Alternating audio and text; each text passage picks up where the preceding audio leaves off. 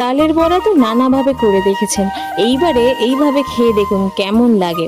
প্রথমে তালগুলোকে ভালোভাবে ছেনে নিয়ে সাথে কিছু কলা দিয়ে দেবেন, পরিমাণ মতো নুন দিয়ে দেবেন। আজকে আমি রান্নি নই, আজকে মা রান্নি, আমি হেল্পার।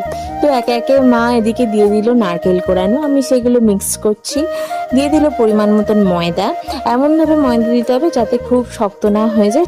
তারপর এখানে দিয়ে দিলাম পরিমাণ মতন চিনি, দিয়ে ভালোভাবে ফেটিয়ে নিতে হবে, ফেটালেই ভালোভাবে ফুলবে।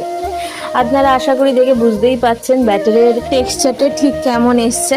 এবারে কড়াই তেল গরম করে একে একে ছোট ছোট পকোড়ার আকারে ভেজে নিতে হবে, লাল লাল করে। এই বৃষ্টির সন্ধ্যায় তালের পকোড়া খেতে দারুণ লাগবে, অবশ্যই এইভাবে বানিয়ে দেখবেন কেমন লাগে তালের পকোড়া খেতে, নিশ্চয়ই ভালো লাগবে। আর গরম গরম তালের পকোড়া খেলে ভিতরটা একটু নরম লাগে, দেখলে মনে হয় কাঁচা, কিন্তু ঠান্ডা হয়ে গেলে সেটা দারুণ লাগে, বেশ নরম তুলতুলে হয়।